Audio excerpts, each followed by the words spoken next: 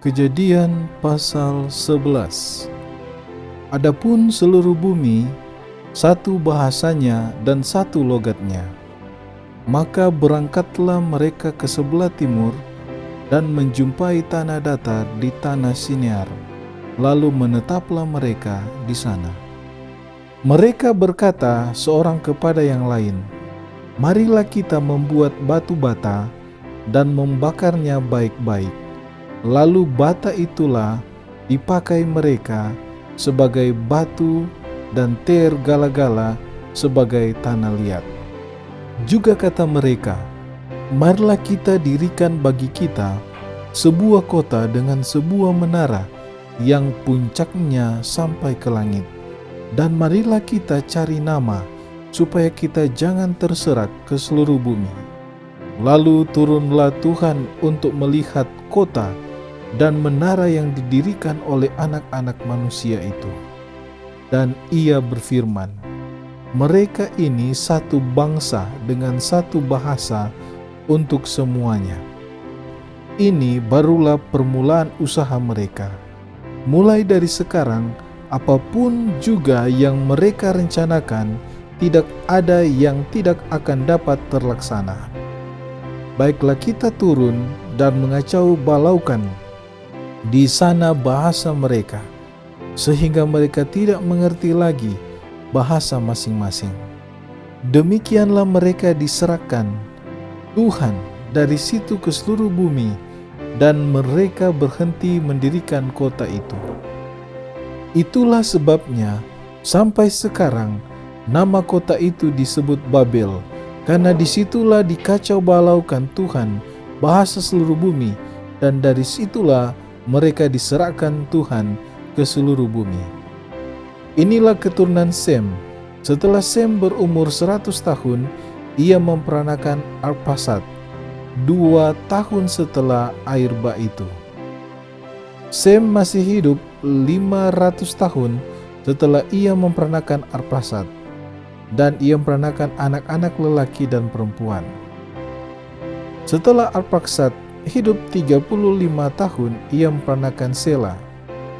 Arphaxad masih hidup 403 tahun setelah ia memperanakan Sela, dan ia memperanakan anak-anak lelaki dan perempuan. Setelah Sela hidup 30 tahun, ia memperanakan Eber. Sela masih hidup 403 tahun setelah ia memperanakan Eber, dan ia memperanakan anak-anak lelaki dan perempuan. Setelah Eber hidup 34 tahun, ia memperanakan Peleg. Eber masih hidup 430 tahun setelah ia memperanakan Peleg, dan ia memperanakan anak-anak lelaki dan perempuan. Setelah Peleg hidup 30 tahun, ia memperanakan Rehu. Peleg masih hidup 209 tahun setelah ia memperanakan Rehu, dan ia memperanakan anak-anak lelaki dan perempuan. Setelah Rehu hidup 32 tahun, ia memperanakan Serug. Rehu masih hidup 207 tahun setelah ia memperanakan Serug, dan ia memperanakan anak-anak lelaki dan perempuan.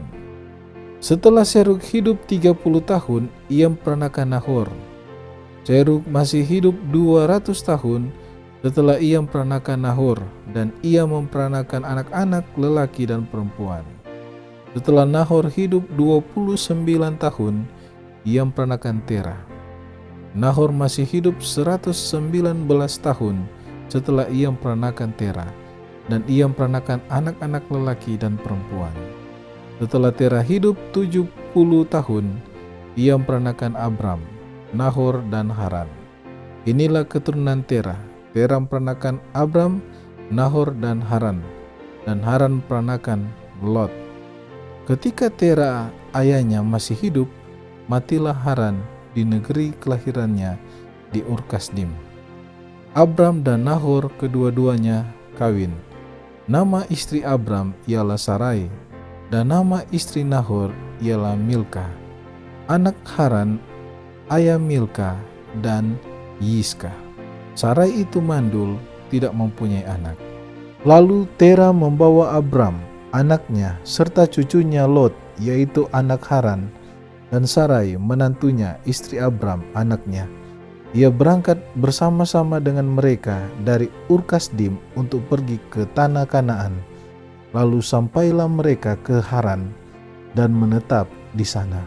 Umur Tera ada 205 tahun, lalu ia mati di Haran.